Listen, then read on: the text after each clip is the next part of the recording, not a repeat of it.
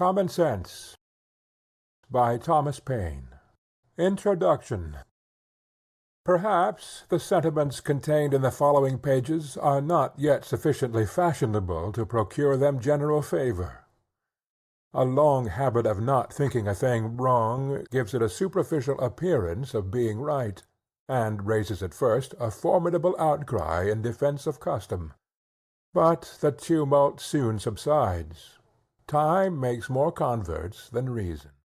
As a long and violent abuse of power is generally the means of calling the right of it in question, and in matters too which might never have been thought of, had not the sufferers been aggravated into the inquiry, and as the King of England hath undertaken in his own right to support the Parliament in what he calls theirs, and as the good people of this country are grievously oppressed by the combination, they have an undoubted privilege to inquire into the pretensions of both, and equally to reject the usurpation of either.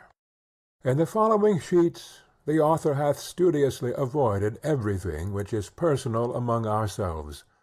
Compliments as well as censure to individuals make no part thereof. The wise and the worthy need not the triumph of a pamphlet, and those whose sentiments are injudicious or unfriendly will cease of themselves, unless too much pains are bestowed upon their conversion.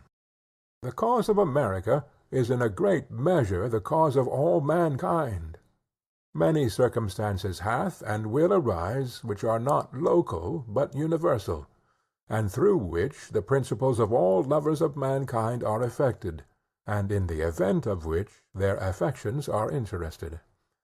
The laying a country desolate with fire and sword, declaring war against the natural rights of all mankind, and extirpating the defenders thereof from the face of the earth, is the concern of every man to whom nature hath given the power of feeling, of which class, regardless of party censure, is the author. Postscript to the third edition. The publication of this new edition hath been delayed, with a view of taking notice, had it been necessary, of any attempt to refute the doctrine of independence. As no answer hath yet appeared, it is now presumed that none will, the time needful for getting such a performance ready for the public being considerably past. Who the author of this production is wholly unnecessary to the public, as the object for attention is the doctrine itself, not the man. Yet it may not be unnecessary to say that he is unconnected with any party, and under no sort of influence, public or private, but the influence of reason and principle. Philadelphia, February 14th, 1776.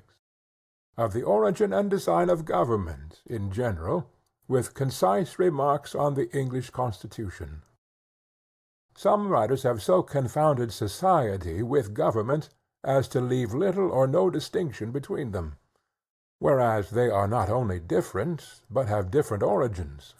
Society is produced by our wants, and government by wickedness. The former promotes our happiness positively by uniting our affections, the latter negatively by restraining our vices. The one encourages intercourse, the other creates distinctions. The first a patron, the last a punisher. Society in every state is a blessing, but government, even in its best state, is but a necessary evil. In its worst state, an intolerable one. For when we suffer, or are exposed to the same miseries by a government which we might expect in a country without government, our calamity is heightened by reflecting that we furnish the means by which we suffer. Government, like dress, is the badge of lost innocence. The palaces of kings are built on the ruins of the bowers of paradise. For were the impulses of conscience clear, uniform, and irresistibly obeyed, man would need no other lawgiver. But that not being the case, he finds it necessary to surrender up a part of his property to furnish means for the protection of the rest. And this he is induced to do by the same prudence which in every other case advises him out of two evils to choose the least. Wherefore, security being the true design and end of government, it unanswerably follows that whatever form thereof appears most likely to insure it to us, with the least expense and greatest benefit, is preferable to all others. In order to gain a clear and just idea of the design and end of government, let us suppose a small number of persons settled in some sequestered part of the earth, unconnected with the rest. They will then represent the first peopling of any country, or of the world. In this state of natural liberty, society will be their first thought. 1,000 motives will excite them thereto. The strength of one man is so equal to his wants, and his mind so unfitted for perpetual solitude, that he is soon obliged to seek assistance and relief of another, who in his turn requires the same. 4 or 5, united, would be able to raise a tolerable dwelling in the midst of a wilderness. But one man might labor out of the common period of life without accomplishing anything. When he had felled his timber he could not remove it, nor erect it after it was removed. Hunger in the meantime would urge him from his work, and every different want call him a different way. Disease, nay, even misfortune, would be death, for though neither might be mortal, yet either would disable him from living, and reduce him to a state in which he might rather be said to perish than to die. Thus necessity, like a gravitating power, would soon form our newly arrived emigrants into society, the reciprocal blessings of which would supersede and render the obligations of law and government unnecessary, while they remained perfectly just to each other. But as nothing but heaven is impregnable to vice, it will unavoidably happen that in proportion as they surmount the first difficulties of emigration, which bound them together in a common cause, they will begin to relax in their duty and attachment to each other, and this remissness will point out the necessity of establishing some form of government to supply the defect of moral virtue. Some convenient tree will afford them a state-house, under the branches of which the whole colony may assemble to deliberate on public matters. It is more than probable that their first laws will have the title only of regulations, and be enforced by no other penalty than public disesteem. In this first Parliament every man, by natural right, will have a seat. But as the colony increases, the public concerns will increase likewise, and the distance at which the members may be separated will render it too inconvenient for all of them to meet on every occasion as at first, when their number was small, their habitations near, and the public concerns few and trifling. This will point out the convenience of their consenting to leave the legislative part to be managed by a select number, chosen from the whole body, who are supposed to have the same concerns at stake which those who appointed them, and who will act in the same manner as the whole body would act were they present. If the colony continues increasing, it will become necessary to augment the number of the representatives, and that the interest of every part of the colony may be attended to, it will be found best to divide the whole into convenient parts, each part sending its proper number, and that the elected might never form to themselves an interest separate from the electors, prudence will point out the propriety of having elections often, because, as the elected might by that means return and mix again with the general body of the electors in a few months, their fidelity to the public will be secured by the prudent reflection of not making a rod for themselves, and as this frequent interchange will establish a common interest with every part of the community, they will mutually and naturally support each other, and on this, not on the unmeaning name of king, depends the strength of government and the happiness of the governed. Here then is the origin and rise of government, namely, a mode rendered necessary by the inability of moral virtue to govern the world. Here too is the design and end of government, that is, freedom and security. And however our eyes may be dazzled with show, or our ears deceived by sound, however prejudice may warp our wills, or interest darken our understanding, the simple voice of nature and of reason will say, "It is right." I draw my idea of the form of government from a principle in nature, which no art can overturn.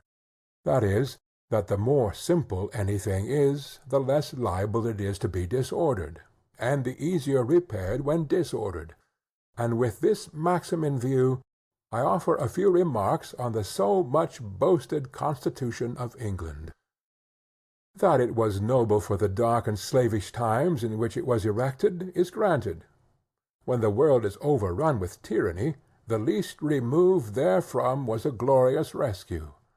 But that it is imperfect, subject to convulsions, and incapable of producing what it seems to promise, is easily demonstrated. Absolute governments, though the disgrace of human nature, have this advantage with them, that they are simple. If the people suffer, they know the head from which their suffering springs, know likewise the remedy, and are not bewildered by a variety of causes and cures. But the Constitution of England is so exceedingly complex, that the nation may suffer for years together without being able to discover in which part the fault lies. Some will say in one, and some in another, and every political physician will advise a different medicine. I know it is difficult to get over local or long-standing prejudices. Yet if we will suffer ourselves to examine the component parts of the English Constitution, we shall find them to be the base remains of two ancient tyrannies, compounded with some new republican materials. First, the remains of monarchical tyranny in the person of the king. Secondly, the remains of aristocratical tyranny in the persons of the peers. Thirdly, the new republican materials in the persons of the commons, on whose virtue depends the freedom of England. The two first, by being hereditary, are independent of the people. Wherefore, in a constitutional sense, they contribute nothing towards the freedom of the state. To say that the Constitution of England is a union of three powers reciprocally checking each other is farcical. Either the words have no meaning, or they are flat contradictions. To say that the Commons is a check upon the king presupposes two things. First, that the king is not to be trusted without being looked after, or, in other words, that a thirst for absolute power is the natural disease of monarchy. Secondly, that the Commons, by being appointed for that purpose, are either wiser or more worthy of confidence than the Crown. But as the same Constitution which gives the Commons a power to check the king by withholding the supplies, gives afterwards the king a power to check the Commons by empowering him to reject their other bills, it again supposes that the king is wiser than those whom it has already supposed to be wiser than him. A mere absurdity. There is something exceedingly ridiculous in the composition of monarchy. It first excludes a man from the means of information, yet empowers him to act in cases where the highest judgment is required. The state of a king shuts him from the world, yet the business of a king requires him to know it thoroughly. Wherefore the different parts, by unnaturally opposing and destroying each other, prove the whole character to be absurd and useless. Some writers have explained the English Constitution thus: the king, say they, is one, the people another. The peers are a house in behalf of the king, the commons in behalf of the people. But this hath all the distinctions of a house divided against itself, and though the expressions be pleasantly arranged, yet when examined, they appear idle and ambiguous, and it will always happen that the nicest construction that words are capable of, when applied to the description of some thing which either cannot exist or is too incomprehensible to be within the compass of description, will be words of sound only, and though they may amuse the ear, they cannot inform the mind. For this explanation includes a previous question, that is, how came the king by a power which the people are afraid to trust and always obliged to check? Such a power could not be the gift of a wise people. neither can any power, which needs checking, be from God. Yet the provision, which the Constitution makes, supposes such a power to exist. But the provision is unequal to the task. The means either cannot or will not accomplish the end, and the whole affair is a felo de se. For as the greater weights will always carry up the less, and as all the wheels of a machine are put in motion by one, it only remains to know which power in the Constitution has the most weight, for that will govern. And though the others, or a part of them, may clog, or, as the phrase is, check the rapidity of its motion, yet so long as they cannot stop it, their endeavors will be ineffectual. The first moving power will at last have its way, and what it wants in speed is supplied by time. That the Crown is this overbearing part in the English Constitution needs not be mentioned, and that it derives its whole consequence merely from being the giver of places and pensions is self-evident. Wherefore, though we have been wise enough to shut and lock a door against absolute monarchy, we at the same time have been foolish enough to put the Crown in possession of the key.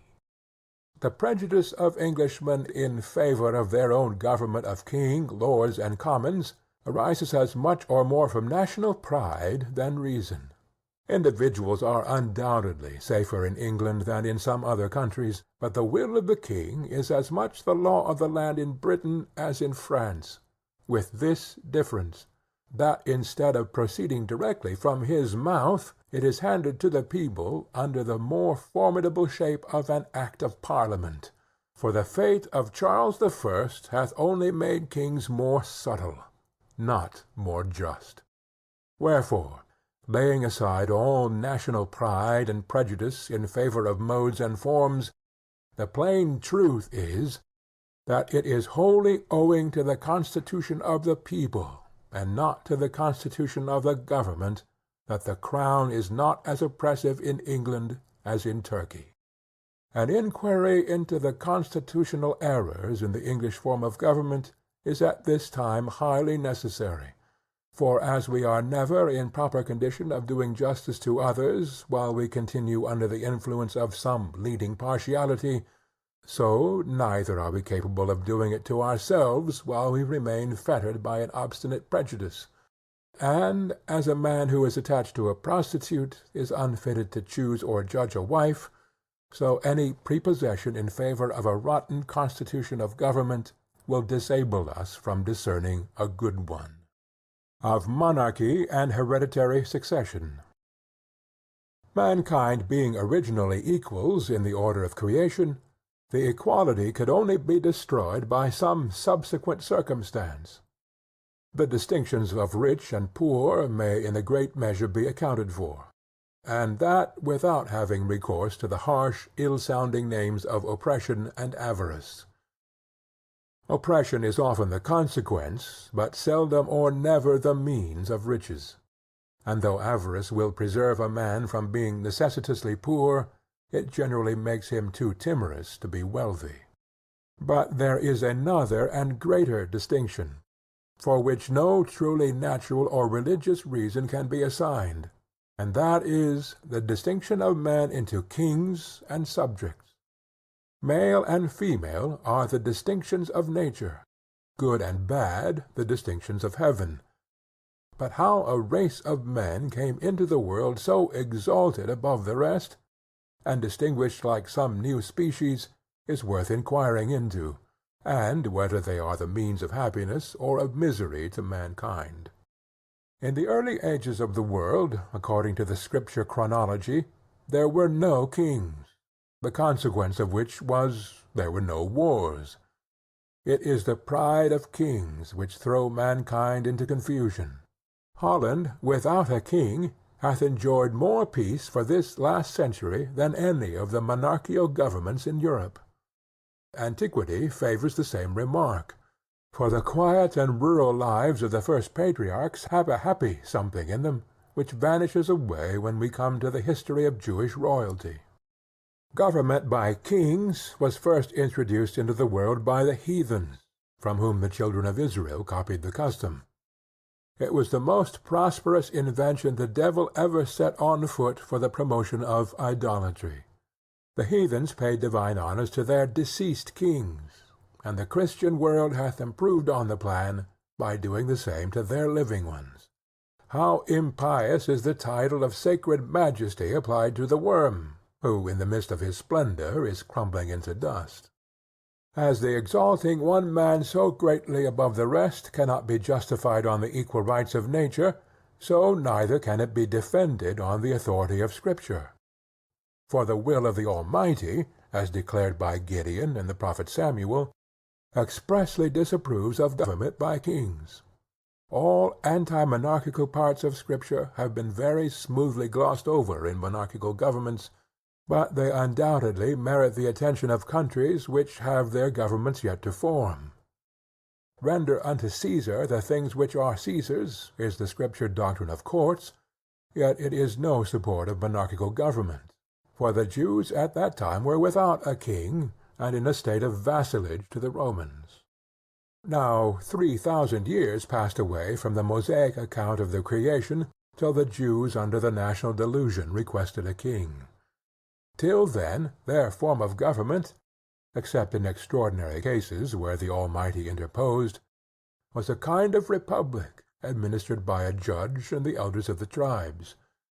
Kings they had none, and it was held sinful to acknowledge any being under that title but the Lord of hosts.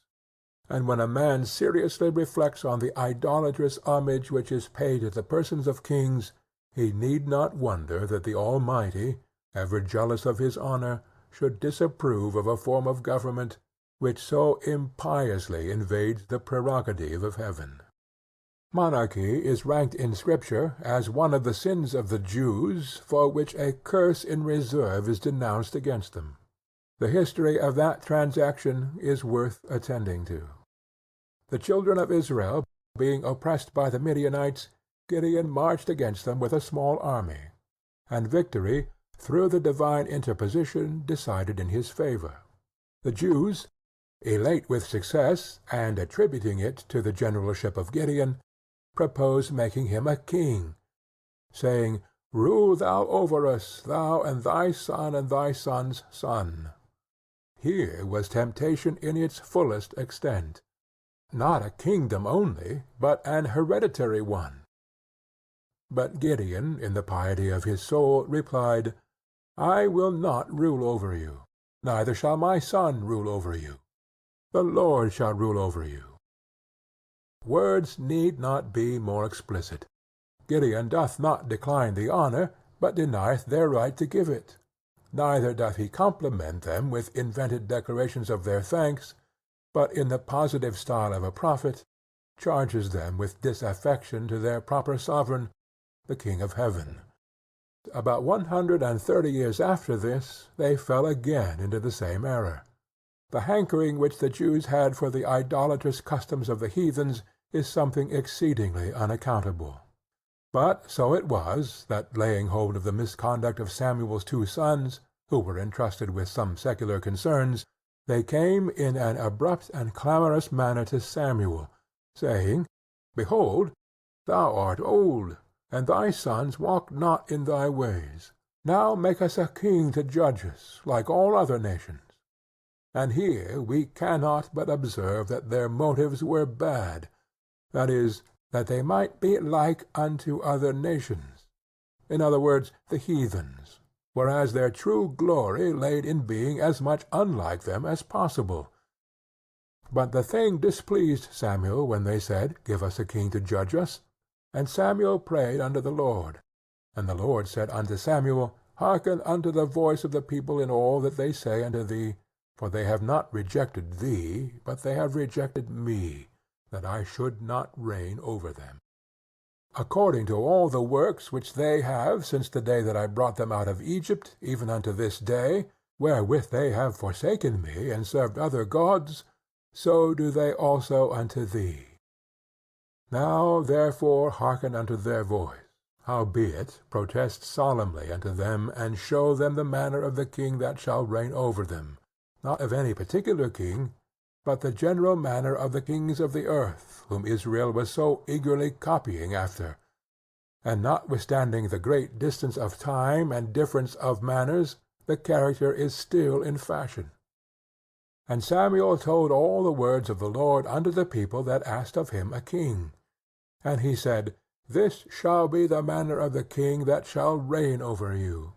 He will take your sons, and appoint them for himself, for his chariots, and to be his horsemen, and some shall run before his chariots.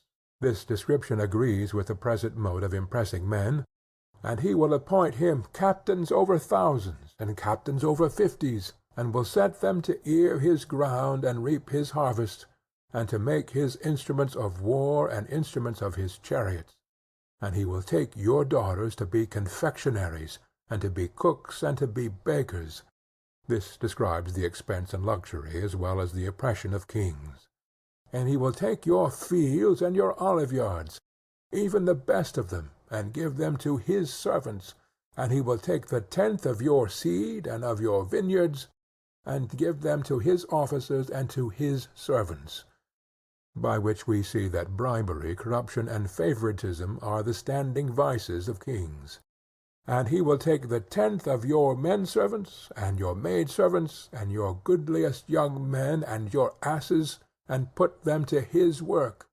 And he will take the tenth of your sheep, and ye shall be his servants. And ye shall cry out in that day, because of your king, which ye shall have chosen, and the Lord will not hear you in that day. This accounts for the continuation of monarchy. Neither do the characters of the few good kings which have lived since either sanctify the title, or blot out the sinfulness of the origin. The high encomium given of David takes no notice of him officially as a king, but only as a man after God's own heart. Nevertheless, the people refused to obey the voice of Samuel. And they said, Nay, but we will have a king over us, that we may be like all other nations, that our king may judge us, and go out before us and fight our battles. Samuel continued to reason with them, but to no purpose. He set before them their ingratitude, but all would not avail. And seeing them fully on their folly, he cried out, I will call unto the Lord, and he shall send thunder and rain, which then was a punishment, being in the time of wheat harvest, that ye may perceive and see that your wickedness is great, which ye have done in the sight of the Lord. And the Lord sent thunder and rain that day, and all the people greatly feared the Lord and Samuel. And all the people said unto Samuel, Pray for thy servants unto the Lord thy God, that we die not. For we have added unto our sins this evil, to ask a king. These portions of Scripture are direct and positive. They admit of no equivocal construction. That the Almighty hath here entered his protest against monarchical government is true, or the Scripture is false. And a man hath good reason to believe that there is as much of kingcraft as priestcraft, withholding the Scripture from the public in popish countries. For monarchy, in every instance, is the popery of government. To the evil of monarchy we have added that of hereditary succession. And as the first is a degradation and lessening of ourselves, so the second, claimed as a matter of right, is an insult and an imposition on posterity. For all men being originally equals, no one by birth could have a right to set up his own family in perpetual preference to all others forever, and though himself might deserve some decent degree of honors of his contemporaries, yet his descendants might be far too unworthy to inherit them. One of the strongest natural proofs of the folly of hereditary right in kings is that nature disapproves it. Otherwise she would not so frequently turn it into ridicule by giving mankind an ass for a lion. Secondly, as no man at first could possess any other public honors than were bestowed upon him, so the givers of those honors could have no power to give away the right of posterity. And though they might say, "We choose you for our head," they could not, without manifest injustice to their children, say, that your children and your children's children shall reign over ours forever. Because such an unwise, unjust, unnatural compact might perhaps in the next succession put them under the government of a rogue or a fool. Most wise men, in their private sentiments, have ever treated heredity right with contempt. Yet it is one of those evils which, when once established, is not easily removed. Many submit from fear, others from superstition, and the more powerful part shares with the king the plunder of the rest.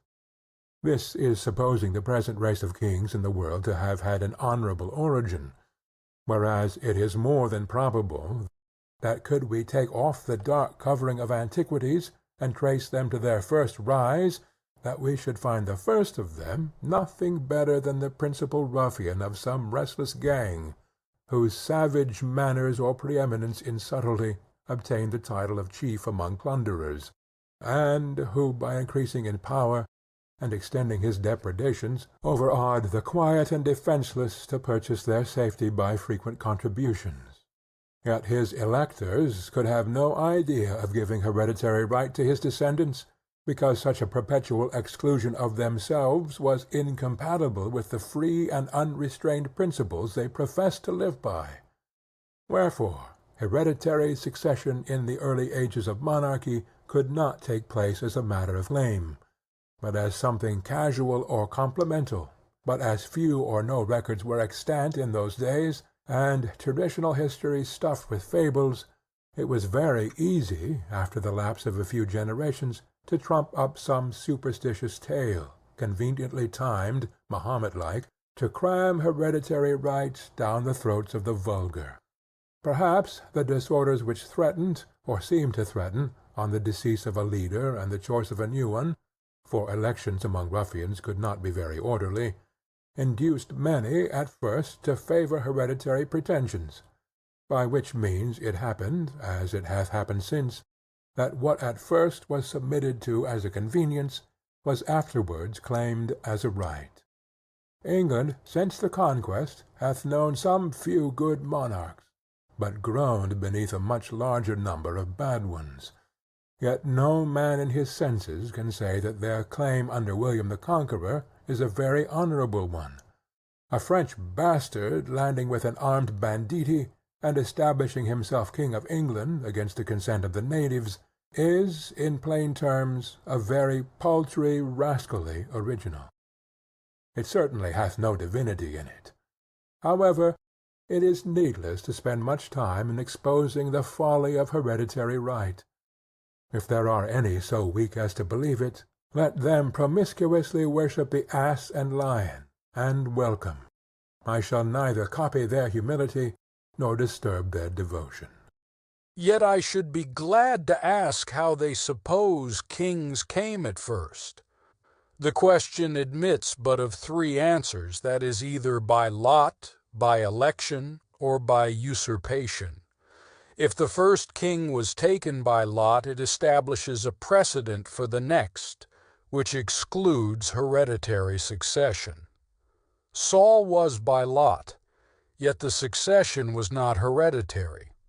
Neither does it appear from that transaction there was any intention it ever should.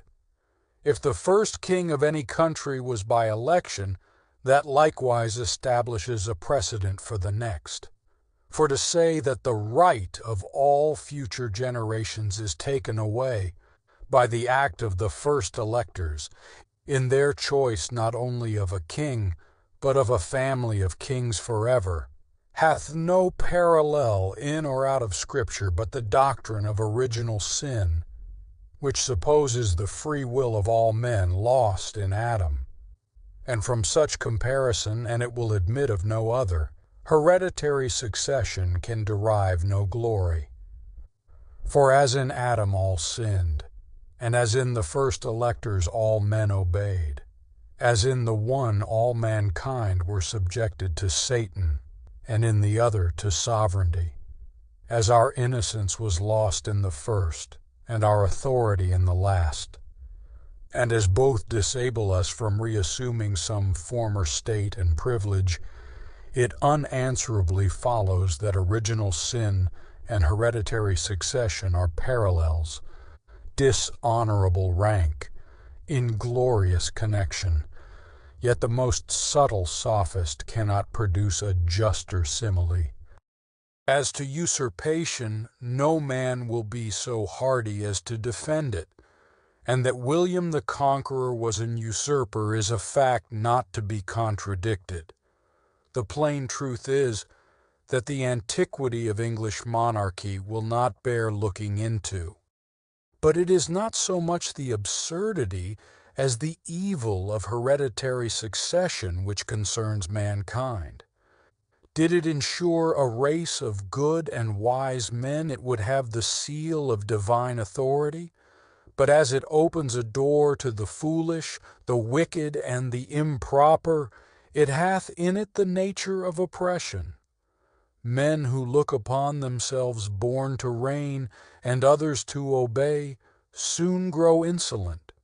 Selected from the rest of mankind, their minds are early poisoned by importance, and the world they act in differs so materially from the world at large that they have but little opportunity of knowing its true interests, and when they succeed to the government are frequently the most ignorant and unfit of any throughout the dominions.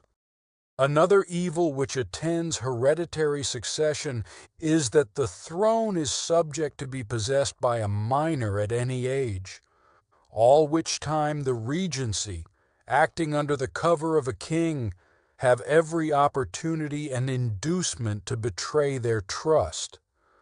The same national misfortune happens when a king worn out with age and infirmity enters the last stage of human weakness. In both these cases, the public becomes a prey to every miscreant who can tamper successfully with the follies either of age or infancy. The most plausible plea which hath ever been offered in favor of hereditary succession is that it preserves a nation from civil wars. And were this true, it would be weighty. Whereas it is the most barefaced falsity ever imposed upon mankind. The whole history of England disowns the fact. 30 kings and 2 minors have reigned in that distracted kingdom since the Conquest, in which time there have been, including the Revolution, no less than 8 civil wars and 19 rebellions. Wherefore, instead of making for peace, it makes against it, and destroys the very foundation it seems to stand on. The contest for monarchy and succession between the houses of York and Lancaster laid England in a scene of blood for many years. 12 pitched battles, besides skirmishes and sieges, were fought between Henry and Edward. Twice was Henry prisoner to Edward, who in his turn was prisoner to Henry. And so uncertain is the fate of war and the temper of a nation, when nothing but personal matters are the ground of the quarrel, that Henry was taken in triumph from a prison to a palace, and Edward obliged to fly from a palace to a foreign land. Yet, as sudden transitions of temper are seldom lasting, Henry in his turn was driven from the throne, and Edward recalled to succeed him, the Parliament always following the strongest side. This contest began in the reign of Henry VI, and was not entirely extinguished till Henry VII, in whom the families were united, including a period of 67 years, that is, from 1422 to 1489. In short, monarchy and succession have laid not this or that kingdom only, but the world in blood and ashes. 'Tis a form of government which the word of God bears testimony against, and blood will attend it. If we inquire into the business of a king, we shall find that in some countries they have none, and after sauntering away their lives without pleasure to themselves or advantage to the nation, withdraw from the scene, and leave their successors to tread the same idle ground. In absolute monarchies the whole weight of business, civil and military, lies on the king. The children of Israel, in their request for a king, urged this plea, that he might judge us and go out before us and fight our battles. But in countries where he is neither a judge nor a general, as in England, a man would be puzzled to know what is his business. The nearer any government approaches to a republic, the less business there is for a king. It is somewhat difficult to find a proper name for the government of England. Sir William Meredith calls it a republic, but in its present state it is unworthy of the name, because the corrupt influence of the crown, by having all the places in its disposal, hath so effectually swallowed up the power and eaten out the virtue of the House of Commons, the republican part in the Constitution, that the government of England is nearly as monarchical as that of France or Spain. Men fall out with names without understanding them. For it is the republican and not the monarchical part of the Constitution of England which Englishmen glory in, that is, the liberty of choosing an House of Commons from out of their own body, and it is easy to see that when republican virtue fails, slavery ensues. Why is the Constitution of England sickly, but because monarchy hath poisoned the republic, the crown hath engrossed the commons? In England the king hath little more to do than to make war and give away places, which in plain terms is to impoverish the nation and set it together by the ears. A pretty business indeed for a man to be allowed 800,000 sterling a year for, and worshipped into the bargain. Of more worth is one honest man in society and in the sight of God than all the crowned ruffians that ever lived. Thoughts on the present state of American affairs. In the following pages I offer nothing more than simple facts, plain arguments, and common sense, and have no other preliminaries to settle with the reader than that he will divest himself of prejudice and prepossession, and suffer his reason and his feelings to determine for themselves; that he will put on, or rather that he will not put off, the true character of a man, and generously enlarge his views beyond the present day. Volumes have been written on the subject of the struggle between England and America. Men of all ranks have embarked in the controversy, from different motives and with various designs, but all have been ineffectual, and the period of debate is closed. Arms, as the last resource, decide the contest. The appeal was the choice of the king, and the Continent hath accepted the challenge. It hath been reported of late Mr. Pelham, who, though an able minister, was not without his faults, that on his being attacked in the House of Commons, on the score that his measures were only of a temporary kind, replied, "They will last my time." The name of ancestors will be remembered by future generations with detestation. The sun never shined on a cause of greater worth. 'Tis not the affair of a city, a county, a province, or a kingdom, but of a continent, of at least 1/8 part of the habitable globe. 'Tis not the concern of a day, a year, or an age. Posterity are virtually involved in the contest, and will be more or less affected, even to the end of time, by the proceedings now. Now is the seed-time of continental union, faith, and honor. The least fracture now will be like a name engraved with the point of a pin on the tender rind of a young oak. The wound will enlarge with the tree, and posterity read it in full-grown characters. By referring the matter from argument to arms, a new era for politics is struck. A new method of thinking hath arisen. All plans, proposals, etc., prior to the 19th of April, that is, to the commencement of hostilities, are like the almanacs of the last year, which, though proper then, are superseded and useless now.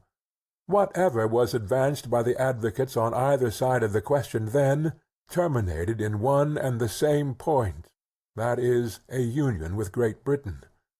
The only difference between the parties was the method of effecting it. the one proposing force, the other friendship. But it hath so far happened that the first hath failed, and the second hath withdrawn her influence. As much hath been said of the advantages of reconciliation, which, like an agreeable dream, hath passed away and left us as we were. It is but right that we should examine the contrary side of the argument, and inquire into some of the many material injuries which these colonies sustain, and will always sustain, by being connected with and dependent on Great Britain. To examine that connection and dependence on the principles of nature and common sense, to see what we have trust to if separated, and what we are to expect if dependent. I have heard it asserted by some that as America hath flourished under her former connection with Great Britain, that the same connection is necessary towards her future happiness, and will always have the same effect. Nothing can be more fallacious than this kind of argument. We may as well assert that because a child has thrived upon milk, that it is never to have meat, or that the first 20 years of our lives is to become a precedent for the next 20. But even this is admitting more than is true, for I answer roundly that America would have flourished as much, and probably much more, had no European power had anything to do with her. The commerce by which she hath enriched herself are the necessaries of life, and will always have a market while eating is the custom of Europe. But she has protected us, say some. That she has engrossed us is true, and defended the continent at our expense as well as her own is admitted. And she would have defended Turkey with the same motive, that is, the sake of trade and dominion. Alas, we have been long led away by ancient prejudices, and made large sacrifices to superstition. We have boasted the protection of Great Britain, without considering that her motive was interest, not attachment, that she did not protect us from our enemies on our account, but from her enemies on her own account, from those who had no quarrel with us on any other account, and who will always be our enemies on the same account. Let Britain waive her pretensions to the continent, or the continent throw off the dependence, and we should be at peace with France and Spain were they at war with Britain. The miseries of Hanover last war ought to warn us against connections. It has lately been asserted in Parliament that the colonies have no relation to each other, but through the parent country. That is, that Pennsylvania and the Jerseys, and so on for the rest, are sister colonies by the way of England. This is certainly a very roundabout way of proving relationship, but it is the nearest and only true way of proving enemyship, if I may so call it. France and Spain never were, nor perhaps ever will be our enemies as Americans, but as our being the subjects of Great Britain. But Britain is the parent country, some say. Then the more shame upon her conduct. Even brutes do not devour their young, nor savages make war upon their families, wherefore the assertion, if true, turns to her reproach. But it happens not to be true, or only partly so, and the phrase parent or mother country hath been Jesuitically adopted by the king and his parasites, with a low papistical design of gaining an unfair bias on the credulous weakness of our minds. Europe, and not England, is the parent country of America. This new world hath been the asylum for the persecuted lovers of civil and religious liberty from every part of Europe. Hither have they fled, not from the tender embraces of the mother, but from the cruelty of the monster. And it is so far true of England, that the same tyranny which drove the first emigrants from home pursues their descendants still. In this extensive quarter of the globe, we forget the narrow limits of 360 miles, the extent of England, and carry our friendship on a larger scale. We claim brotherhood with every European Christian, and triumph in the generosity of the sentiment. It is pleasant to observe by what regular gradations we surmount the force of local prejudice, as we enlarge our acquaintance with the world. A man born in any town in England, divided into parishes, will naturally associate most with his fellow parishioners, because their interests in many cases will be common, and distinguish him by the name of neighbor. If he meet him but a few miles from home, he drops the narrow idea of a street, and salutes him by the name of townsman. If he travel out of the county, and meet him in any other, he forgets the minor divisions of street and town, and calls him countryman, that is, countryman. But if in their foreign excursions they should associate in France or any other part of Europe, their local remembrance would be enlarged into that of Englishmen, and by a just parity of reasoning, all Europeans meeting in America or any other quarter of the globe are countrymen. For England, Holland, Germany, or Sweden, when compared with the whole, stand in the same places on the larger scale which the divisions of street, town, and county do on the smaller ones, distinctions too limited for continental minds. Not 1/3 of the inhabitants, even of this province, are of English descent. Wherefore I reprobate the phrase of parent or mother country applied to England only, as being false, selfish, narrow, and ungenerous. But, admitting that we are all of English descent, what does it amount to? Nothing. Britain, being now an open enemy, extinguishes every other name and title. And to say that a reconciliation is our duty is truly farcical. The first king of England of the present line, William the Conqueror, was a Frenchman, and half the peers of England are descendants from the same country. Therefore, by the same method of reasoning, England ought to be governed by France. Much has been said of the united strength of Britain and the colonies, that in conjunction they might bid defiance to the world. But this is mere presumption. The fate of war is uncertain, neither do the expressions mean anything, for this continent would never suffer itself to be drained of inhabitants to support the British arms in either Asia, Africa, or Europe. Besides, what have we to do with setting the world at defiance? Our plan is commerce, and that, well attended to, will secure us the peace and friendship of all Europe, because it is the interest of all Europe to have America a free port. Her trade will always be a protection, and her barrenness of gold and silver secure her from invaders. I challenge the warmest advocate for reconciliation to show a single advantage that this continent can reap by being connected with Great Britain. I repeat the challenge. Not a single advantage is derived. Our corn will fetch its price in any market in Europe, and our imported goods must be paid for, buy them where you will. But the injuries and disadvantages we sustain by that connection are without number, and our duty to mankind at large, as well as to ourselves, instruct us to renounce the alliance, because any submission to or dependence on Great Britain tends directly to involve this continent in European wars and quarrels, and sets us at variance with nations who would otherwise seek our friendship, and against whom we have neither anger nor complaint. As Europe is our market for trade, we ought to form no partial connection with any part of it. It is the true interest of America to steer clear of European contentions, which she can never do while by her dependence on Britain she is made the make-weight in the scale of British politics. Europe is too thickly planted with kingdoms to be long at peace, and whenever a war breaks out between England and any foreign power, the trade of America goes to ruin because of her connection with England.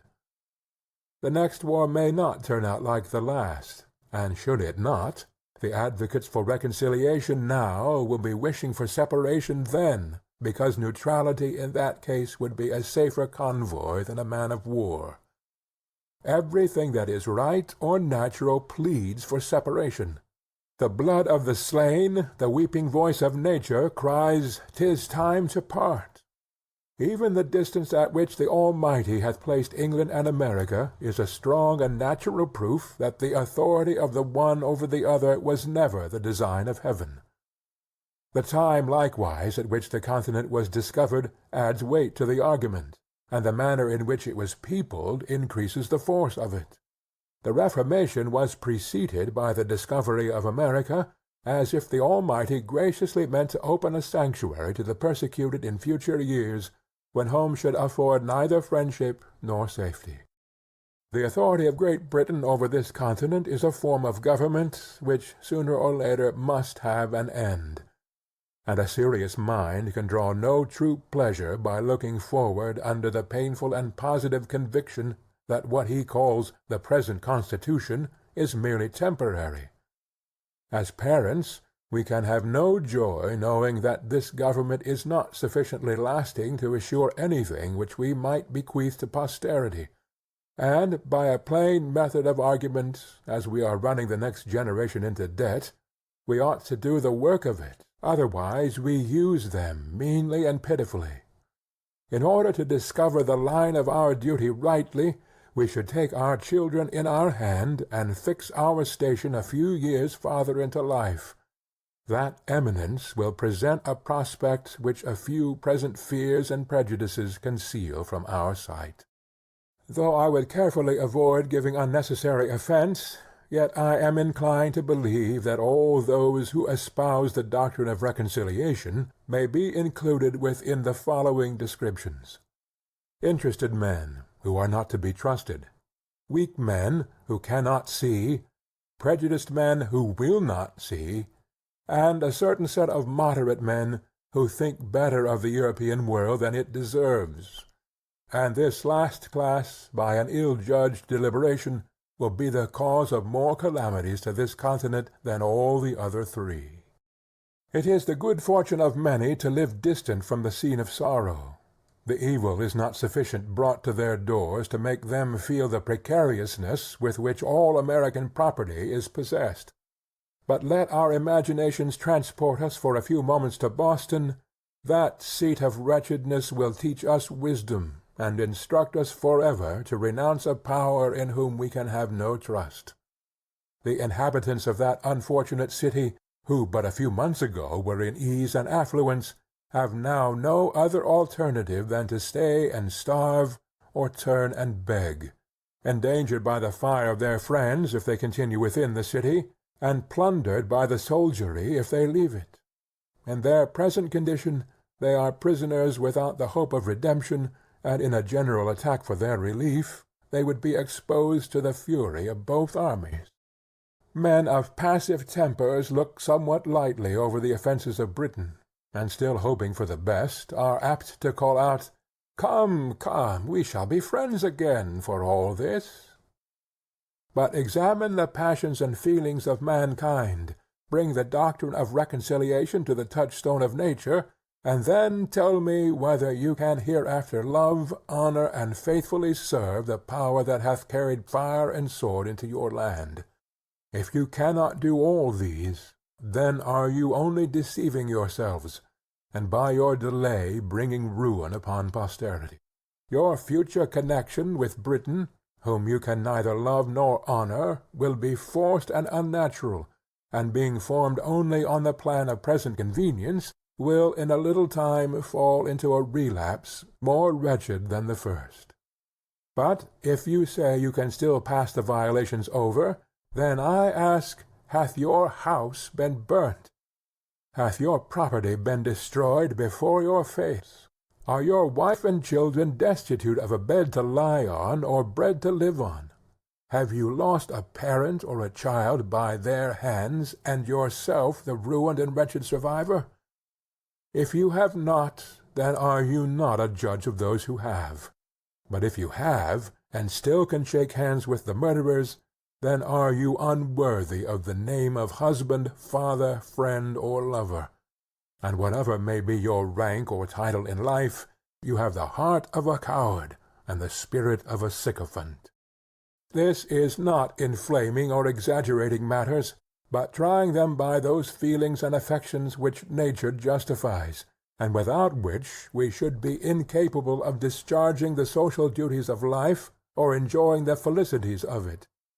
I mean not to exhibit horror for the purpose of provoking revenge, but to awaken us from fatal and unmanly slumbers, that we may pursue determinately some fixed object.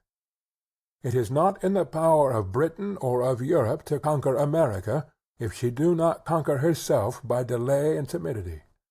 The present winter is worth an age, if rightly employed, but if lost or neglected, the whole continent will partake of the misfortune, and there is no punishment which that man will deserve, be he who or what or where he will, that may be the means of sacrificing a season so precious and useful. It is repugnant to reason, to the universal order of things, to all examples from former ages, to suppose that this continent can longer remain subject to an external power. The most sanguine in Britain does not think so. The utmost stretch of a human wisdom cannot, at this time, compass a plan short of separation, which can promise the continent even a year's security. Reconciliation is now a fallacious dream. Nature hath deserted the connection, and art cannot supply her place. For, as Milton wisely expresses, never can true reconcilement grow where wounds of deadly hate have pierced so deep. Every quiet method for peace hath been ineffectual. Our prayers have been rejected with disdain, and only tended to convince us that nothing flatters vanity or confirms obstinacy in kings more than repeated petitioning, and nothing hath contributed more than that very measure to make the kings of Europe absolute, witness Denmark and Sweden. Wherefore, since nothing but blows will do, for God's sake let us come to a final separation, and not leave the next generation to be cutting throats under the violated, unmeaning names of parent and child. To say they will never attempt it again is idle and visionary. We thought so at the repeal of the Stamp Act, yet a year or two undeceived us. As well may we suppose that nations which have been once defeated will never renew the quarrel. As to government matters, it is not in the power of Britain to do this continent justice. The business of it will soon be too weighty and intricate to be managed with any tolerable degree of convenience by a power so distant from us and so very ignorant of us. For if they cannot conquer us, they cannot govern us. To be always running 3,000 or 4,000 miles with a tale or a petition, waiting 4 or 5 months for an answer, which, when obtained, requires 5 or 6 more to explain it in, will in a few years be looked upon as folly and childishness. There was a time when it was proper, and there is a proper time for it to cease. Small islands, not capable of protecting themselves, are the proper objects for kingdoms to take under their care. But there is something very absurd in supposing a continent to be perpetually governed by an island. In no instance hath nature made the satellite larger than its primary planet, and as England and America with respect to each other reverses the common order of nature, it is evident they belong to different systems, England to Europe, America to itself. I am not induced by motives of pride, party, or resentment to espouse the doctrine of separation and independence. I am clearly, positively, and conscientiously persuaded that it is the true interest of this continent to be so, that everything short of that is mere patchwork, that it can afford no lasting felicity, that it is leaving the sword to our children, and shrinking back at a time when a little more, a little farther, would have rendered this continent the glory of the earth. As Britain hath not manifested the least inclination towards a compromise, we may be assured that no terms can be obtained worthy the acceptance of the continent, or in any ways equal to the expense of blood and treasure we have already been put to. The object contended for ought always to bear some just proportion to the expense. The removal of North, or the whole detestable junto, is a matter unworthy the millions we have expended. A temporary stoppage of trade was an inconvenience which would have sufficiently balanced the repeal of all acts complained of, had such repeals been obtained. But if the whole continent must take up arms, if every man must be a soldier, It is scarcely worth our while to fight against a contemptible ministry only. Dearly, dearly do we pay for the repeal of the acts if that is all we fight for in a just estimation it is as great a folly to pay a Bunker Hill price for law as for land. As I have always considered the independency of this continent as an event which sooner or later must arrive, so from the late rapid progress of the continent to maturity, the event could not be far off. Wherefore, on the breaking out of hostilities, it was not worth while to have disputed a matter which time would have finally redressed, unless we meant it to be in earnest. Otherwise, it is like wasting an estate on a suit at law to regulate the trespasses of a tenant whose lease is just expiring. No man was a warmer wisher for reconciliation than myself before the fatal 19th of April, 1775.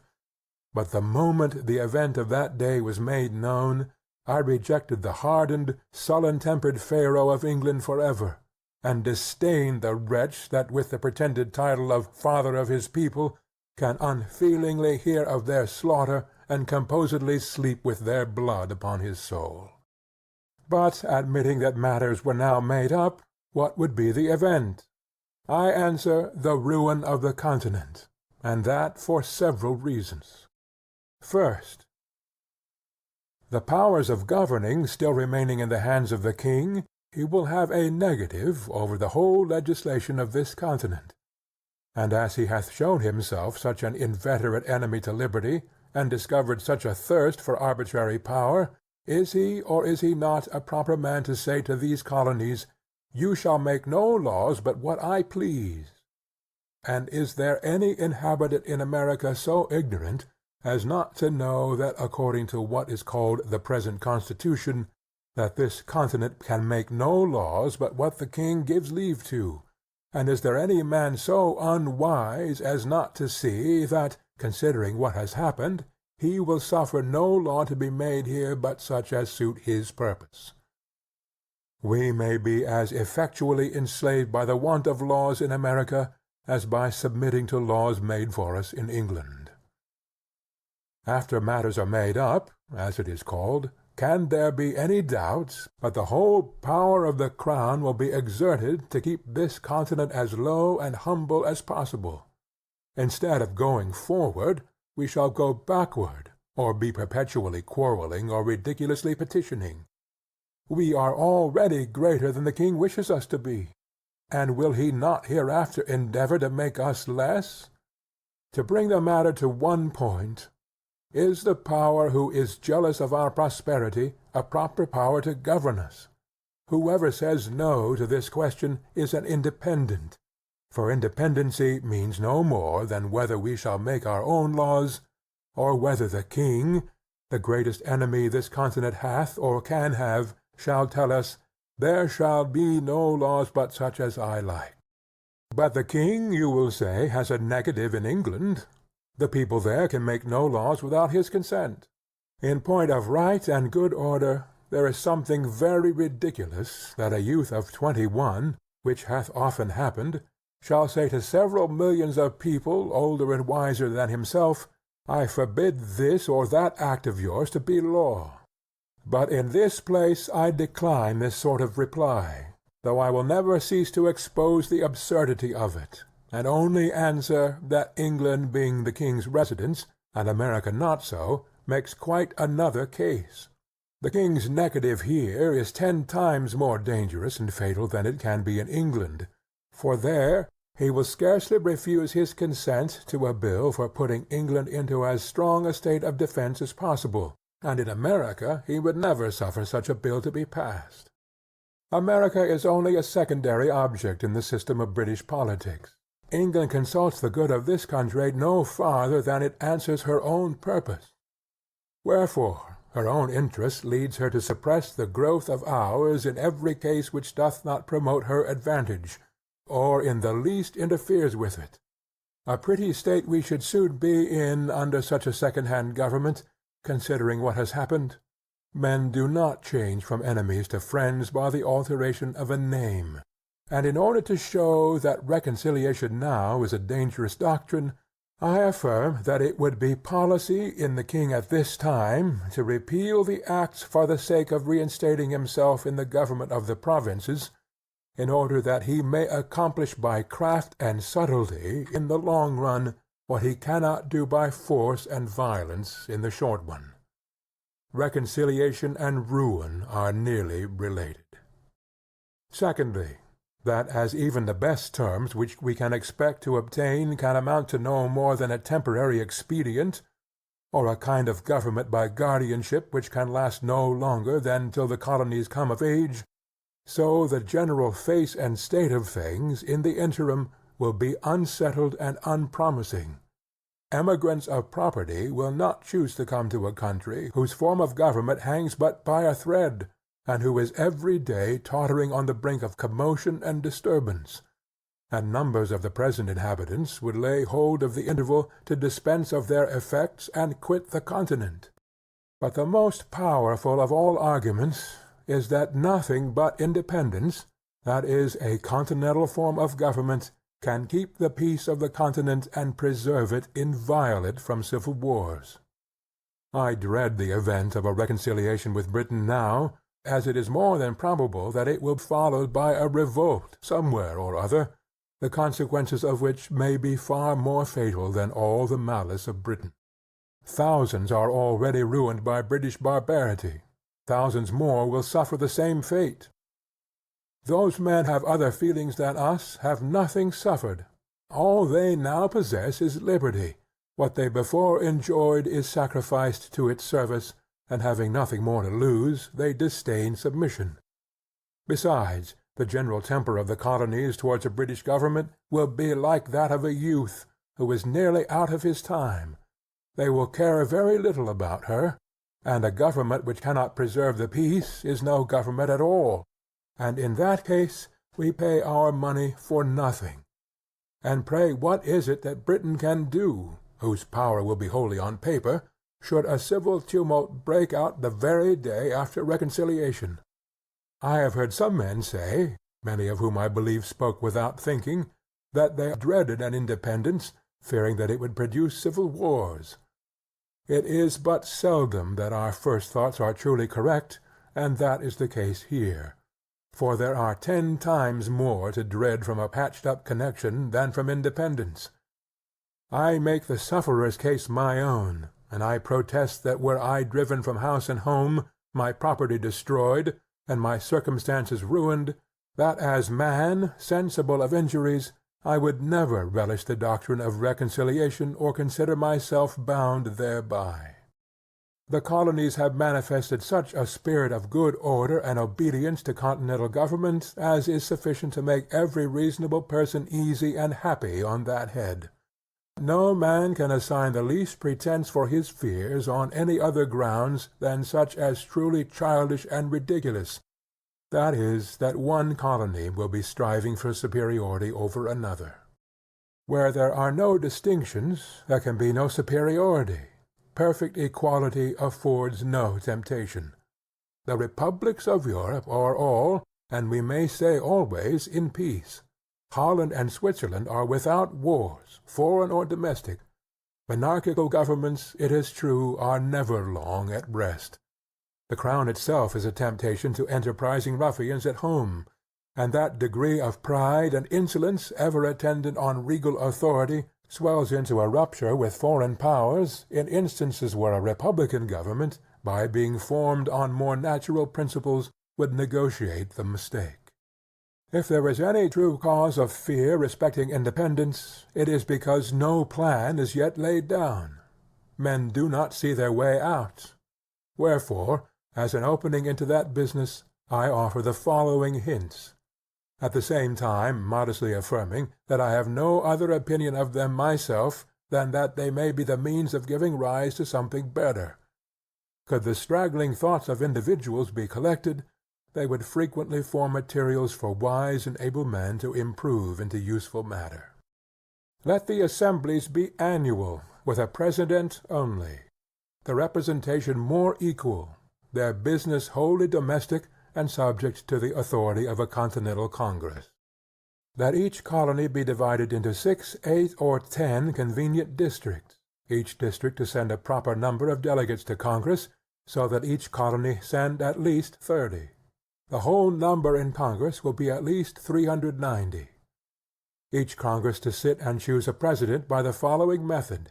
When the delegates are met, let a colony be taken from the whole 13 colonies by lot, after which let the whole Congress choose, by ballot, a president from out of the delegates of that province.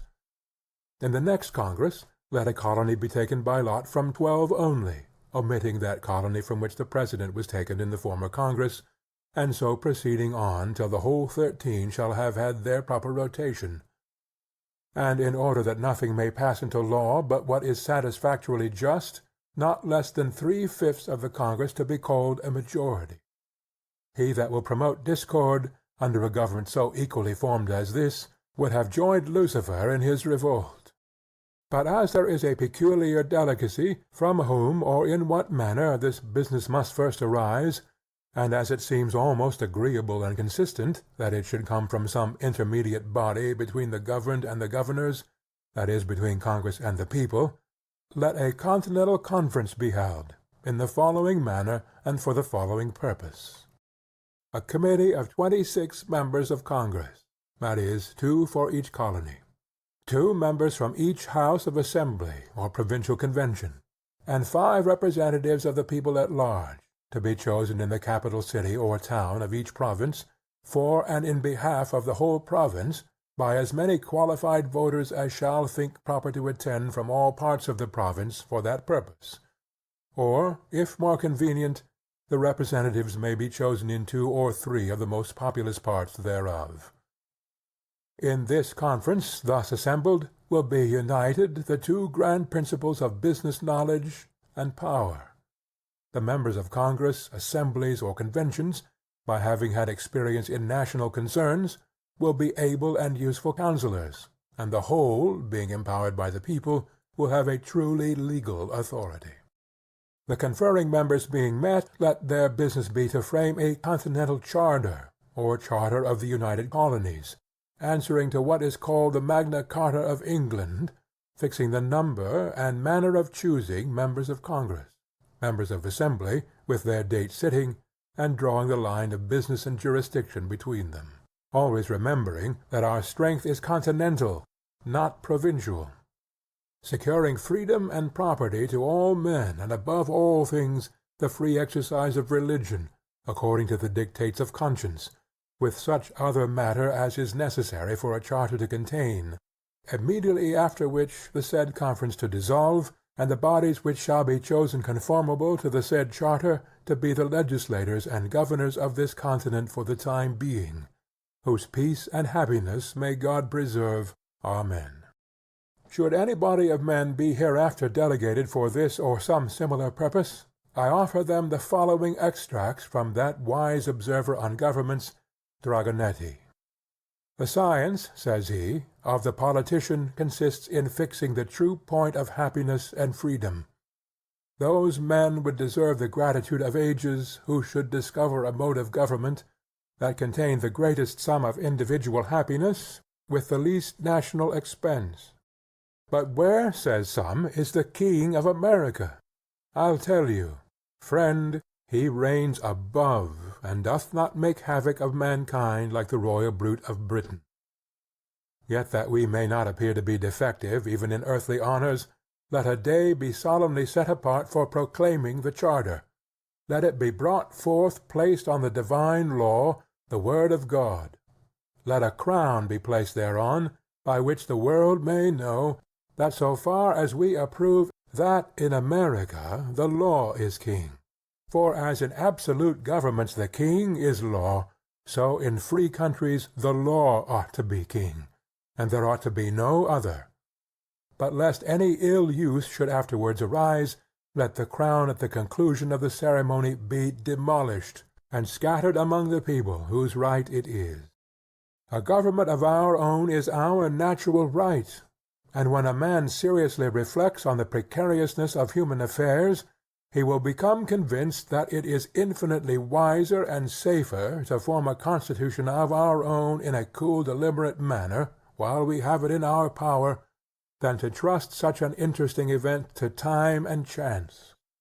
If we omit it now, some Masaniello may hereafter arise, who, laying hold of popular disquietudes, may collect together the desperate and the discontented, and by assuming to themselves the powers of government, may sweep away the liberties of the continent like a deluge. Should the government of America return again into the hands of Britain, the tottering situation of things will be a temptation for some disparate adventurer to try his fortune. And in such a case, what relief can Britain give? Ere she could hear the news, the fatal business might be done, and ourselves suffering like the wretched Britons under the oppression of the conqueror. Ye that oppose independence now, ye know not what ye do. Ye are opening a door to eternal tyranny by keeping vacant the seat of government. There are thousands and tens of thousands who would think it glorious to expel from the continent that barbarous and hellish power which hath stirred up the Indians and negroes to destroy us. The cruelty hath a double guilt. It is dealing brutally by us, and treacherously by them. To talk of friendship with those in whom our reason forbids us to have faith, and our affections wounded through 1,000 pores instruct us to detest, is madness and folly. Every day wears out the little remains of kindred between us and them, and can there be any reason to hope that as the relationship expires the affection will increase, or that we shall agree better, when we have 10 times more and greater concerns to quarrel over than ever? Ye that tell us of harmony and reconciliation, can ye restore us to the time that is past? Can ye give to prostitution its former innocence?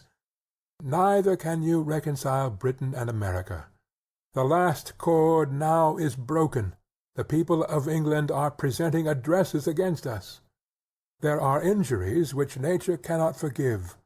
She would cease to be nature if she did. As well can the lover forgive the ravisher of his mistress, as the continent forgive the murders of Britain. The Almighty hath implanted in us those inextinguishable feelings for good and wise purposes. They are the guardians of his image in our hearts. They distinguish us from the herd of common animals. The social compact would dissolve, and justice be extirpated the earth, or have only a casual existence, were we callous to the touches of affection.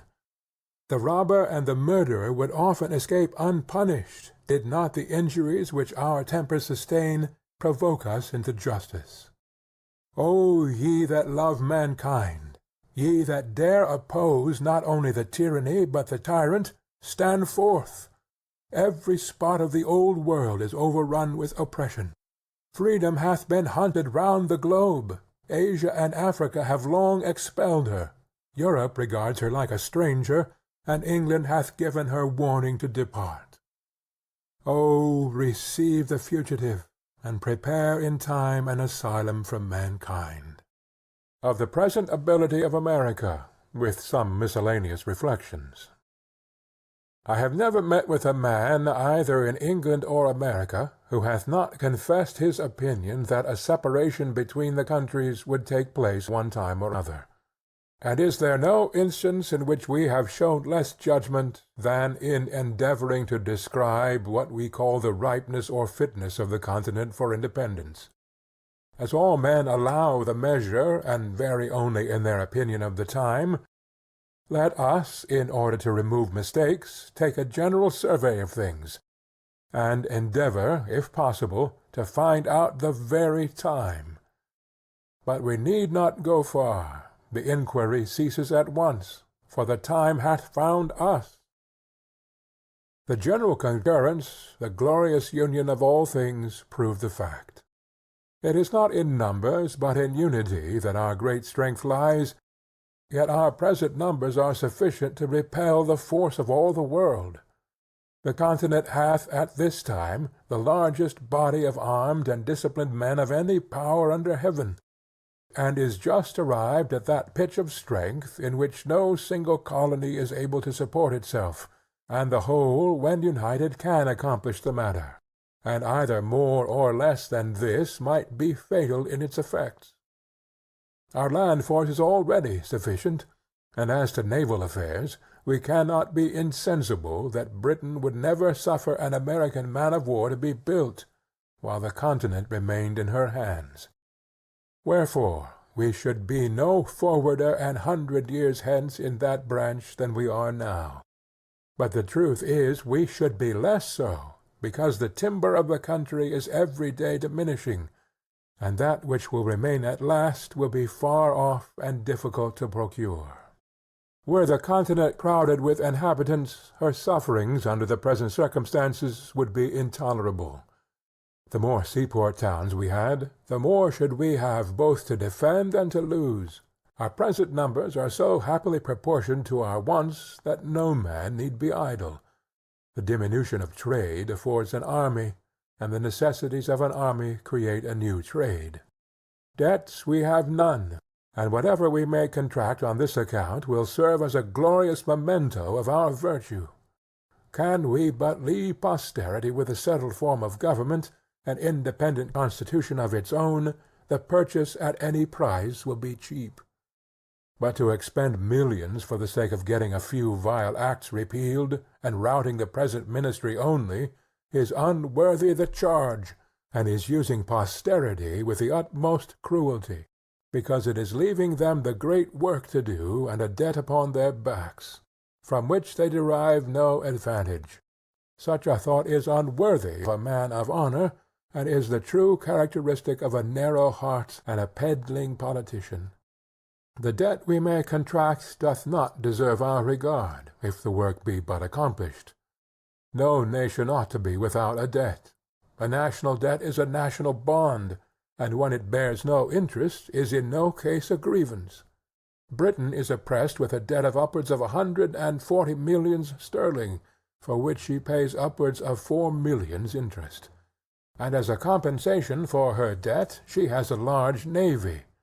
America is without a debt and without a navy. Yet for the 20th part of the English national debt could have a navy as large again. The navy of England is not worth at this time more than 3 millions and a half sterling. The first and second editions of this pamphlet were published without the following calculations, which are now given as a proof that the above estimation of the navy is just.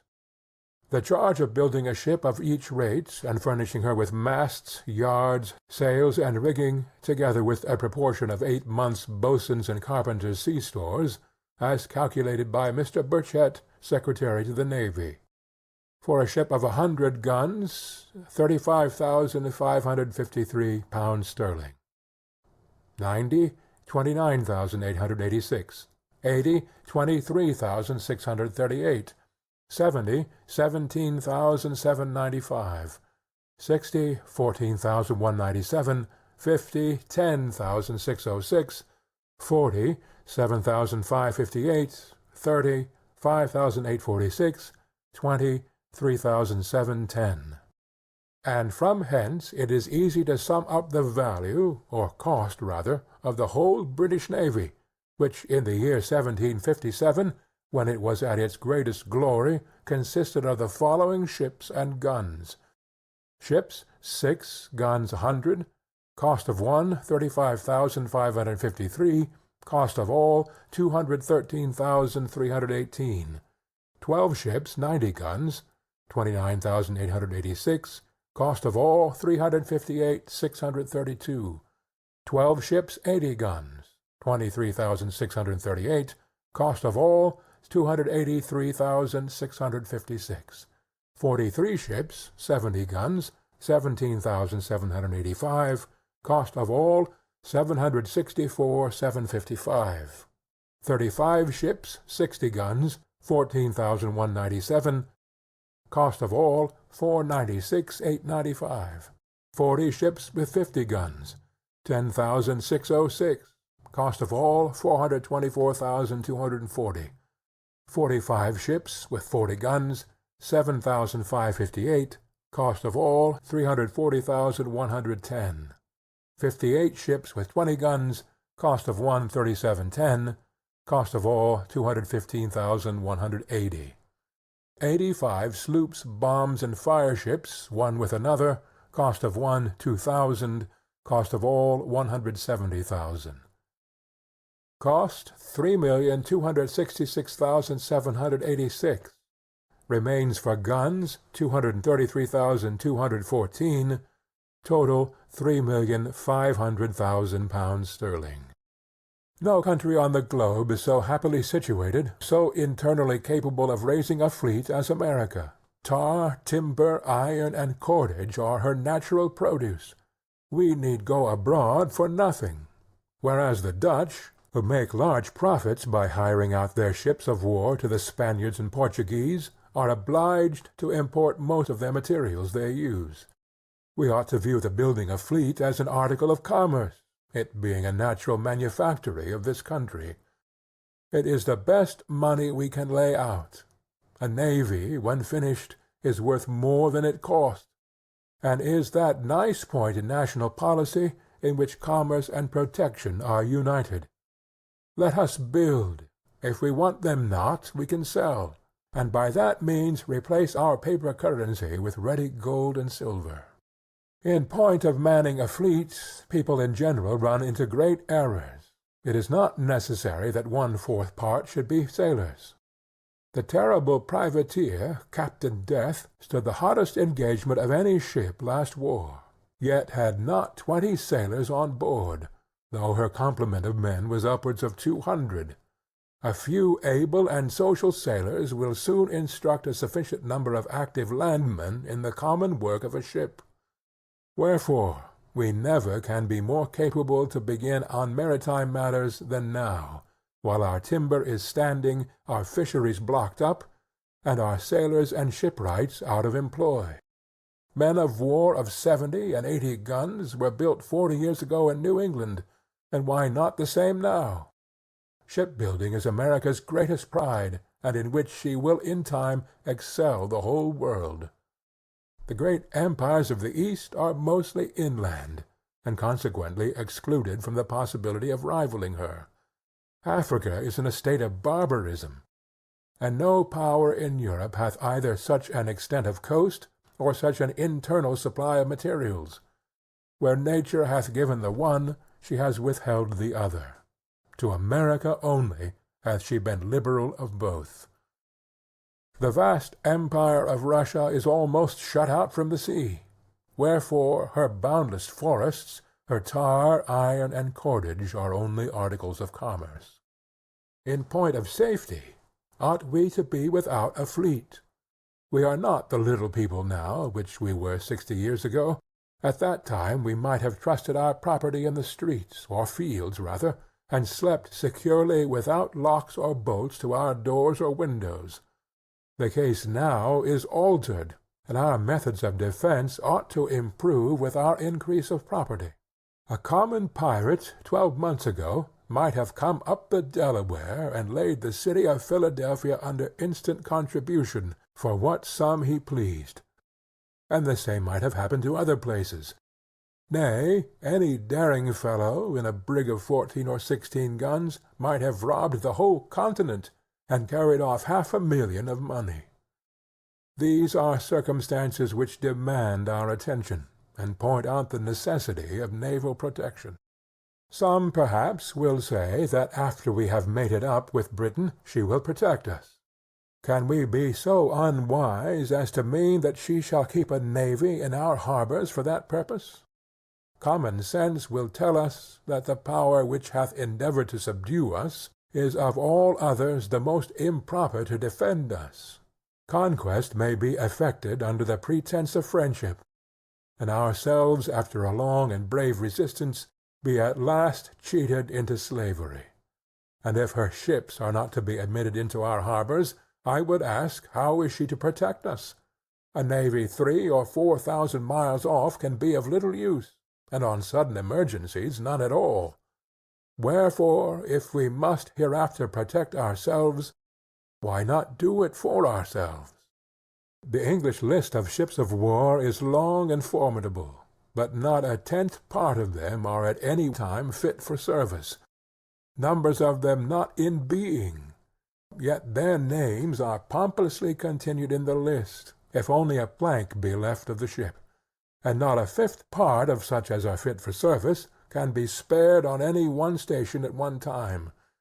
The East and West Indies, Mediterranean, Africa, and other parts over which Britain extends her claim, make large demands upon her navy.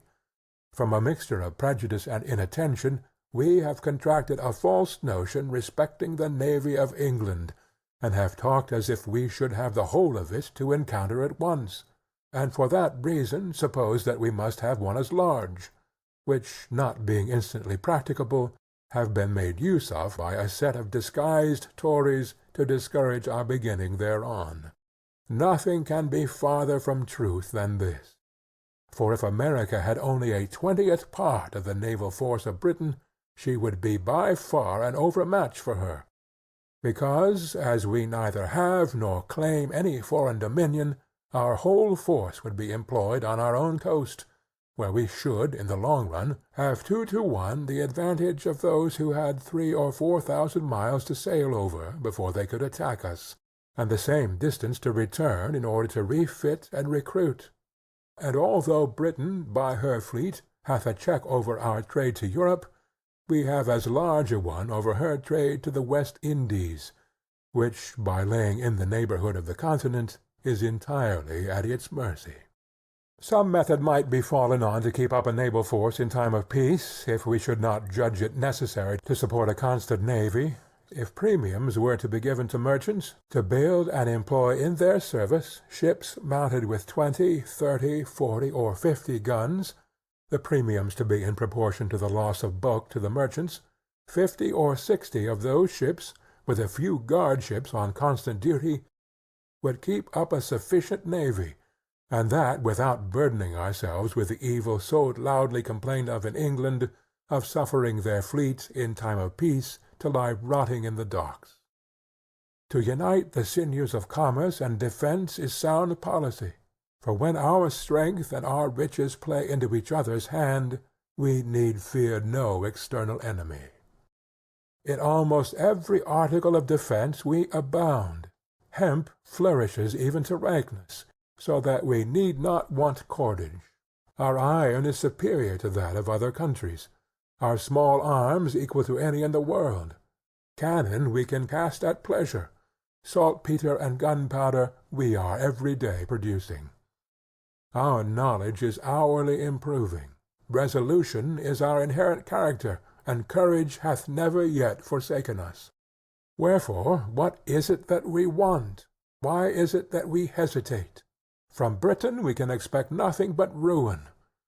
If she is once admitted to the government of America again, this continent will not be worth living in. Jealousies will be always arising, insurrections will be constantly happening, and who will go forth to quell them? Who will venture his life to reduce his own countrymen to a foreign obedience? The difference between Pennsylvania and Connecticut, respecting some unlocated lands, shows the insignificance of a British government, and fully proves that nothing but continental authority can regulate continental matters. Another reason why the present time is preferable to all others is that the fewer our numbers are, the more land there is yet unoccupied, which, instead of being lavished by the king on his worthless dependents, may be hereafter applied, not only to the discharge of the present debt, but to the constant support of government. No nation under heaven hath such an advantage as this. The infant state of the colonies, as it is called, so far from being against, is an argument in favor of independence. We are sufficiently numerous, and were we more so, we might be less united. It is a matter worthy of observation that the more a country is peopled, the smaller their armies are. In military numbers the ancients far exceeded the moderns, and the reason is evident. For trade being the consequence of population, men become too much absorbed thereby to attend to anything else. Commerce diminishes the spirit, both of patriotism and military defense, and history sufficiently informs us that the bravest achievements were always accomplished in the non-age of a nation.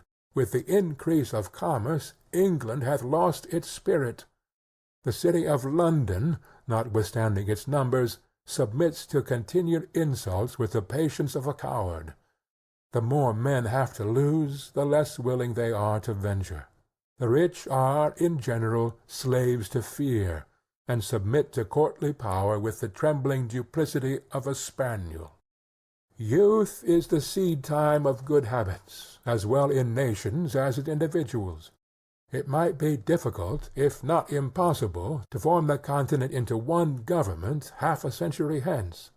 The vast variety of interests, occasioned by an increase of trade and population, would create confusion.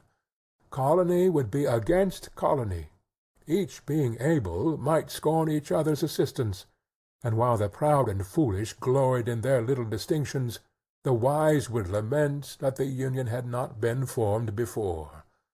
Wherefore the present time is the true time for establishing it. The intimacy which is contracted in infancy, and the friendship which is formed in misfortune, are of all others the most lasting and unalterable. Our present union is marked with both these characters. We are young, and we have been distressed, but our concord hath withstood our troubles, and fixes a memorable area for posterity to glory in. The present time, likewise, is that peculiar time which never happens to a nation but once, that is, the time of forming itself into a government. Most nations have let slip the opportunity, and by that means have been compelled to receive laws from their conquerors, instead of making laws for themselves. First they had a king, and then a form of government, whereas the articles or charter of government should be formed first, and men delegated to execute them afterward. But from the errors of other nations let us learn wisdom, and lay hold of the present opportunity to begin government at the right end. When William the Conqueror subdued England, he gave them law at the point of the sword, and until we consent that the seat of government in America be legally and authoritatively occupied, we shall be in danger of having it filled by some fortunate ruffian, who may treat us in the same manner, and then where will be our freedom? Where our property? As to religion, I hold it to be the indispensable duty of all government to protect all conscientious professors thereof, and I know of no other business which government hath to do therewith. Let a man throw aside that narrowness of soul, that selfishness of principle, which the niggards of all professions are so unwilling to part with, and he will be delivered of his fears on that head. Suspicion is the companion of mean souls, and the bane of all good society. For myself, I fully and conscientiously believe that it is the will of the Almighty that there should be diversity of religious opinions among us. It affords a larger field for our Christian kindness. Were we all of one way of thinking, our religious dispositions would want matter for probation, and on this liberal principle I look on the various denominations among us to be like children of the same family, differing only in what is called their Christian names. In page 40 I threw out a few thoughts on the propriety of a continental charter, for I only presume to offer hints, not plans, and in this place I take the liberty of re-mentioning the subject by observing that a charter is to be understood as a bond of solemn obligation, which the whole enters into to support the right of every separate part, whether of religion, personal freedom, or property. A firm bargain and a right reckoning make long friends. In a former page I likewise mentioned the necessity of a large and equal representation, and there is no political matter which more deserves our attention.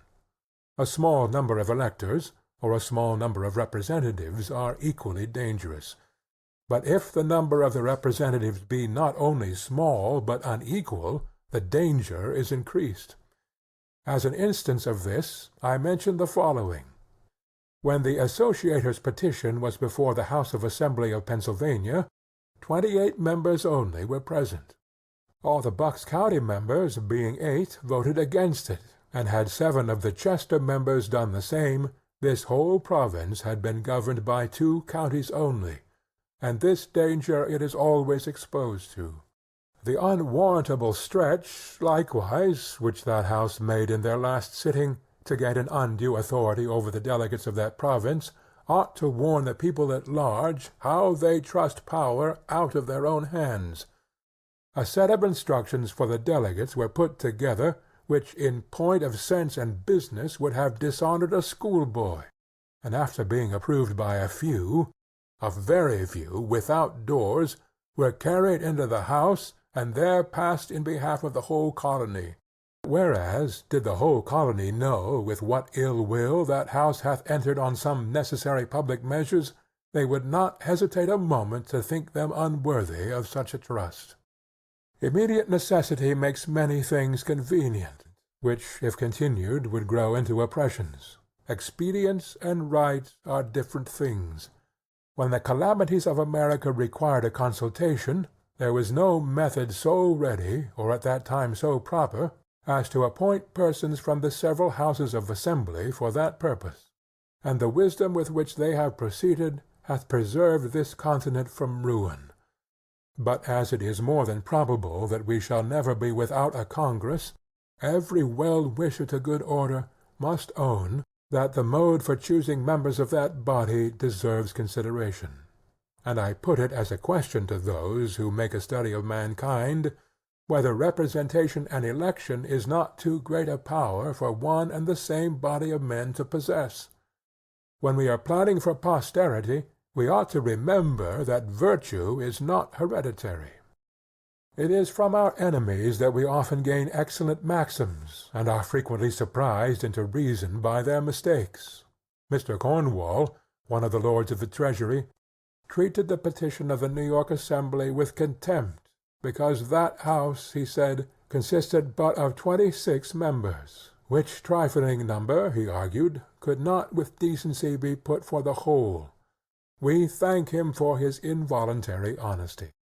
To conclude, however strange it may appear to some, or however unwilling they may be to think so, matters not, but many strong and striking reasons may be given to show that nothing can settle our affairs so expeditiously as an open and determined declaration for independence, some of which are: First, it is the custom of nations, when any two are at war, for some other powers, not engaged in the quarrel, to step in as mediators, and bring about the preliminaries of a peace.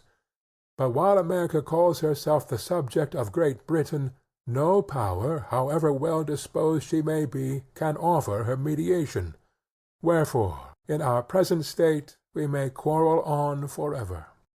Secondly, it is unreasonable to suppose that France or Spain will give us any kind of assistance, if we mean only to make use of that assistance for the purpose of repairing the breach, and strengthening the connection between Britain and America, because those powers would be sufferers by the consequences.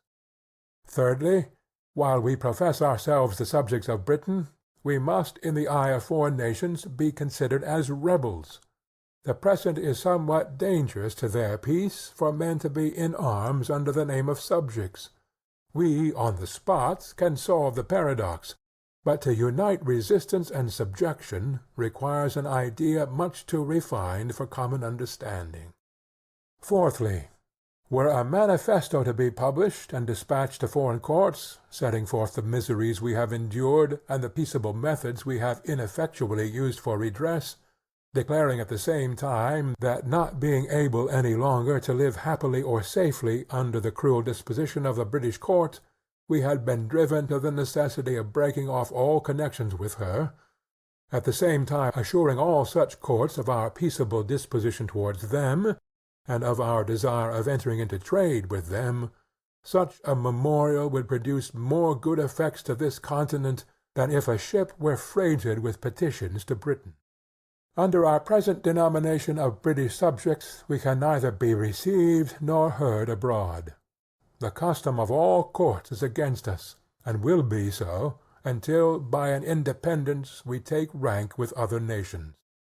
These proceedings may at first appear strange and difficult, but like all other steps which we have already passed over, will in a little time become familiar and agreeable, and until an independence is declared, the continent will feel itself like a man who continues putting off some unpleasant business from day to day, yet knows it must be done, hates to set about it, wishes it over, and is continually haunted with the thoughts of its necessity. Appendix. Since the publication of the first edition of this pamphlet, or rather on the same day in which it came out, the king's speech made its appearance in this city. Had the spirit of prophecy directed the birth of this production, it could not have brought it forth at a more seasonable juncture or at a more necessary time. The bloody-mindedness of the one shows the necessity of pursuing the doctrine of the other. Men read by way of revenge, and the speech, instead of terrifying, prepared a way for the manly principles of independence. Ceremony, and even silence, from whatever motives they may arise, have a hurtful tendency when they give the least degree of countenance to base and wicked performances. Wherefore, if this maxim is admitted, it naturally follows that the king's speech, as being a piece of finished villainy, deserved and still deserves a general execration, both by the Congress and the people. Yet, as the domestic tranquillity of a nation depends greatly on the chastity of what may properly be called national manners, it is often better to pass some things over in silent disdain than to make use of such new methods of dislike as might introduce the least innovation on that guardian of our peace and safety. And, perhaps, it is chiefly owing to this prudent delicacy that the king's speech hath not before now suffered a public execution. The speech, if it may be called one, is nothing better than a wilful audacious libel against the truth, the common good, and the existence of mankind, and is a formal and pompous method of offering up human sacrifices to the pride of tyrants. But this general massacre of mankind is one of the privileges and certain consequences of kings, for as nature knows them not, they know not her, and although they are beings of our own creating, they know not us, and are become gods of their creators. The speech hath one good quality, which is that it is not calculated to deceive, neither can we, even if we would, be deceived by it. Brutality and tyranny appear on the face of it. It leaves us at no loss, and every line convinces, even in the moment of reading, that he who hunts the woods for prey, the naked and untutored Indian, is less a savage than the King of Britain. Sir John Dalrymple, the putative father of a whining Jesuitical piece, fallaciously called The Address of the People of England to the Inhabitants of America, hath, perhaps from a vain supposition that the people here were to be frightened at the pomp and description of a king, given, though very unwisely on his part, the real character of the present one. But, says the writer, if you are inclined to pay compliments to an administration which we do not complain of, meaning the Marquis of Rockingham's at the repeal of the Stamp Act, it is very unfair in you to withhold them from that prince by whose nod alone they were permitted to do anything. This is Toryism with a witness. Here is idolatry even without a mask. And he who can calmly hear and digest such doctrine hath forfeited his claim to rationality, an apostate from the order of manhood, and ought to be considered as one who hath not only given up the proper dignity of man, but sunk himself beneath the rank of animals, and contemptibly crawl through the world like a worm. However, it matters very little now what the King of England either says or does. He hath wickedly broken through every moral and human obligation, trampled nature and conscience beneath his feet, and by a steady and constitutional spirit of insolence and cruelty procured for himself an universal hatred. It is now the interest of America to provide for herself. She hath already a large and young family, whom it is more her duty to take care of than to be granting away her property to support a power who is become a reproach to the names of men and Christians. Ye whose office it is to watch over the morals of a nation of whatsoever sect or denomination ye are of, as well as ye who are more immediately the guardians of the public liberty, if ye wish to preserve your native country uncontaminated by European corruption, you must in secret wish a separation. But, leaving the moral part to private reflection, I shall chiefly confine my farther remarks to the following head. First, that it is the interest of America to be separated from Britain. Secondly, which is the easiest and most practicable plan, reconciliation or independence, with some occasional remark. In support of the first, I could, if I judged it proper, produce the opinion of some of the ablest and most experienced men on the continent, and whose sentiments on that head are not yet publicly known. It is in reality a self-evident position, for no nation in a state of foreign dependence, limited in its commerce, and cramped and fettered in its legislative powers, can ever arrive at any material eminence. America doth not yet know what opulence is, and although the progress which she hath made stands unparalleled in the history of other nations, it is but childhood compared with what she would be capable of arriving at, had she, as she ought to have, the legislative powers in her own hands. England is, at this time, proudly coveting what would do her no good were she to accomplish it, and the continent hesitating on a matter which will be her final ruin if neglected. It is the commerce, and not the conquest of America, by which England is to be benefited, and that would in great measure continue were the countries as independent of each other as France and Spain, because in many articles neither can go to a better market. But it is the independence of this country of Britain, or any other, which is now the main and only object worthy of contention, and which, like all other truths discovered by necessity, will appear clearer and stronger every day.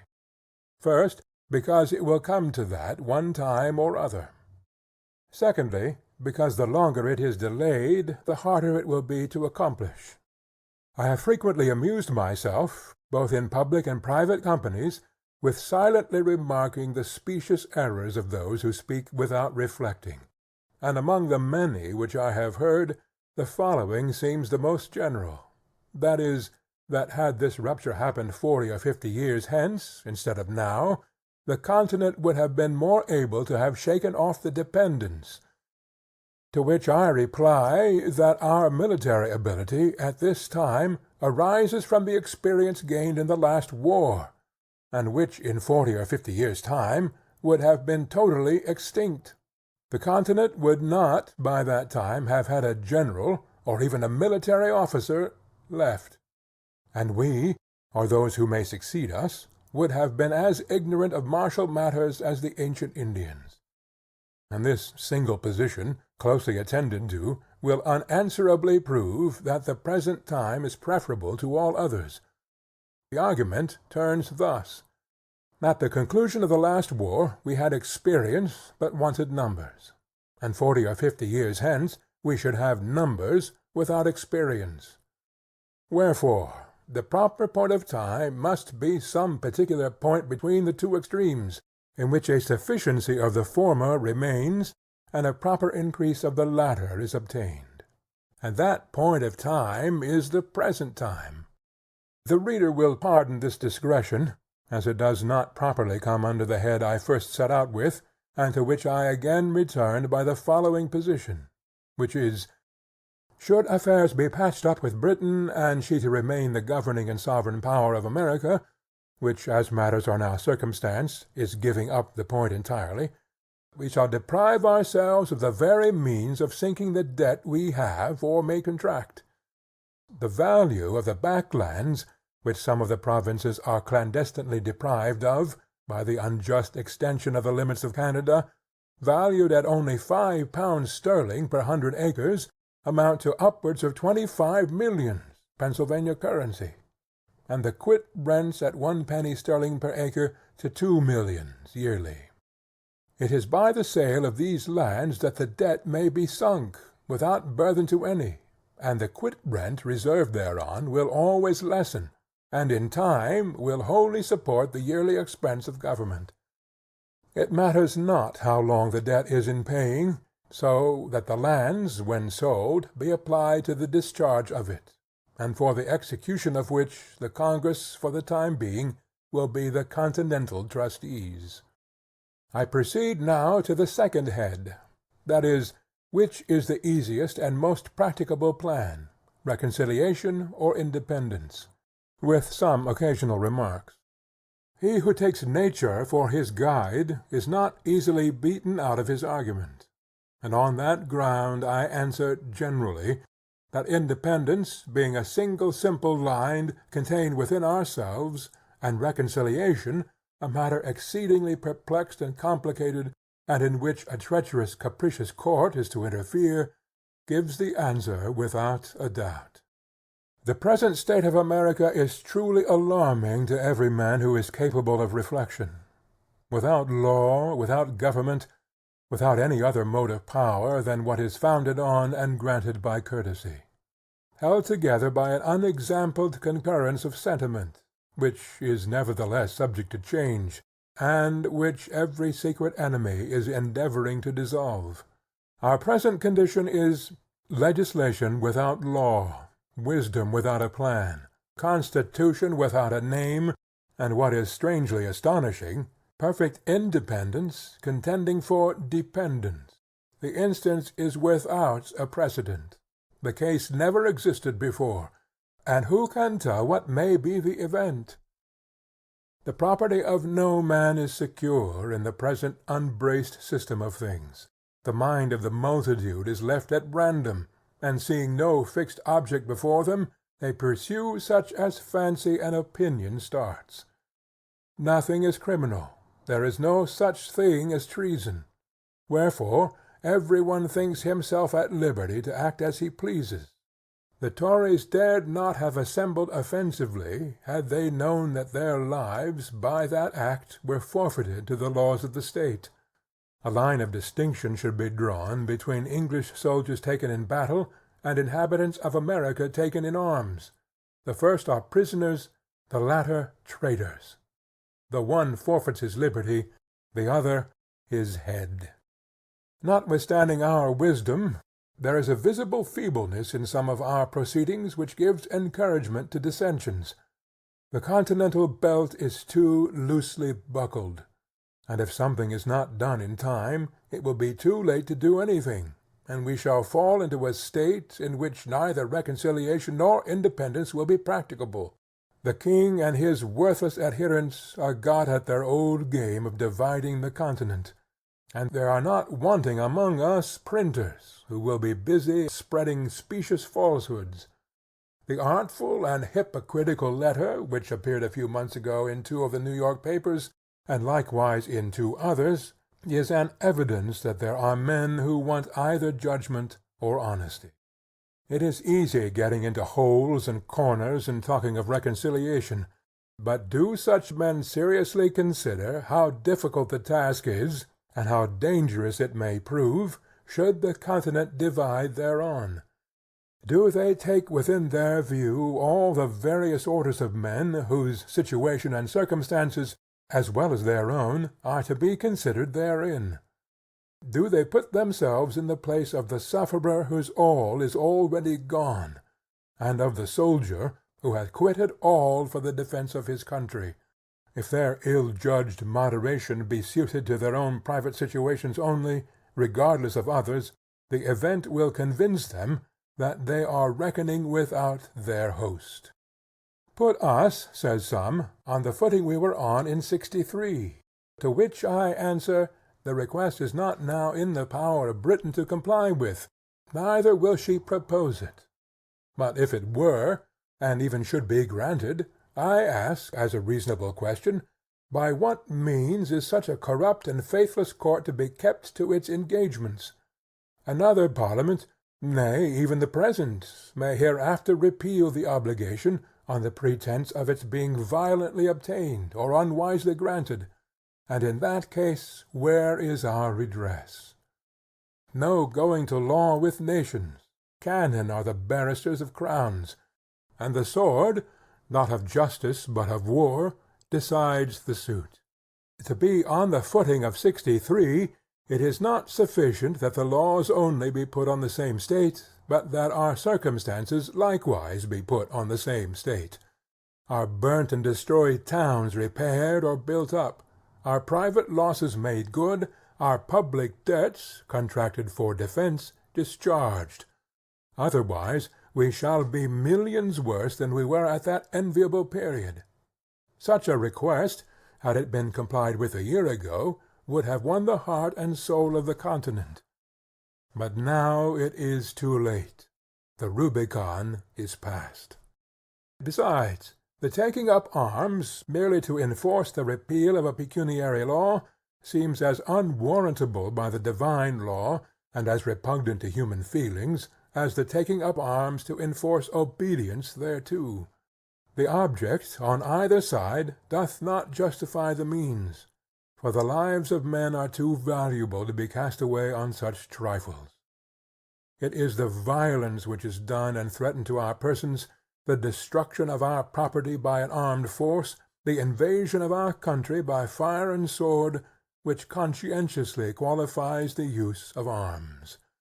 And the instant in which such a mode of defense became necessary, all subjection to Britain ought to have ceased, and the independency of America should have been considered as dating its era from, and published by, the first musket that was fired against her.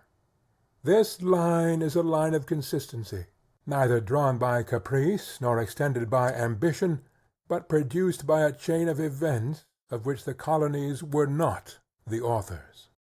I shall conclude these remarks with the following timely and well-intended hints. We ought to reflect that there are 3 different ways by which an independency may hereafter be effected, and that one of those 3 will one day or other be the fate of America. That is, by the legal voice of the people in Congress, by a military power, or by a mob. It may not always happen that our soldiers are citizens, and the multitude a body of reasonable men. Virtue, as I have already remarked, is not hereditary, neither is it perpetual. Should an independency be brought about by the first of these means, we have every opportunity and every encouragement before us to form the noblest, purest constitution on the face of the earth. We have it in our power to begin the world over again. A situation similar to the present hath not happened since the days of Noah until now. The birthday of a new world is at hand, and a race of men, perhaps as numerous as all Europe contains, are to receive their portion of freedom from the event of a few months. The reflection is awful, and in this point of view, how trifling, how ridiculous, do the little paltry cavillings of a few weak or interested men appear when weighed against the business of a world. Should we neglect the present favorable and inviting period, and an independence be hereafter effected by any other means, we must charge the consequence to ourselves, or to those, rather, whose narrow and prejudiced souls are habitually opposing the measure, without ever inquiring or reflecting. There are reasons to be given in support of independence, which men should rather privately think of than be publicly told of. We ought not now to be debating whether we shall be independent or not, but anxious to accomplish it on a firm, secure, and honorable basis, and uneasy, rather, that it is not yet begun upon. Every day convinces us of its necessity. Even the Tories, if such beings yet remain among us, should, of all men, be the most solicitous to promote it. For as the appointment of committees at first protected them from popular rage, so a wise and well-established form of government will be the only certain means of continuing it securely to them. Wherefore, if they have not virtue enough to be Whigs, they ought to have prudence enough to wish for independence. In short, independence is the only bond that can tie and keep us together. We shall then see our object, and our ears will be legally shut against the schemes of an intriguing as well as a cruel enemy. We shall then, too, be on a proper footing to treat with Britain, for there is reason to conclude that the pride of that court will be less hurt by treating with the American states for terms of peace than with those whom she dominates, rebellious subjects, for terms of a combination. It is our delaying it that encourages her to hope for conquest, and our backwardness tends only to prolong the war. As we have, without any good effect therefrom, withheld our trade, to obtain a redress of our grievances, let us now try the alternative, by independently redressing them ourselves, and then offering to open the trade. The mercantile and reasonable part of England will still be with us, because peace with trade is preferable to war without it, and if this offer be not accepted, other courts may be applied to. On these grounds I rest the matter, and as no offer hath yet been made to refute the doctrine contained in the former editions of this pamphlet, it is negative proof that either the doctrine cannot be refuted, or that the party in favor of it are too numerous to be opposed. Wherefore, instead of gazing at each other with suspicious or doubtful curiosity, let each of us hold out to his neighbor the hearty hand of friendship, and unite in drawing a line, which, like an act of oblivion, shall bury in forgetfulness every former dissension. Let the names of Whig and Tory be extinct, and let none other be heard among us than those of a good citizen, an open and resolute friend, and a virtuous supporter of the rights of mankind and of the free and independent states of America. If you like the video, put a like, subscribe to the channel, and click on the bell to not miss our new videos.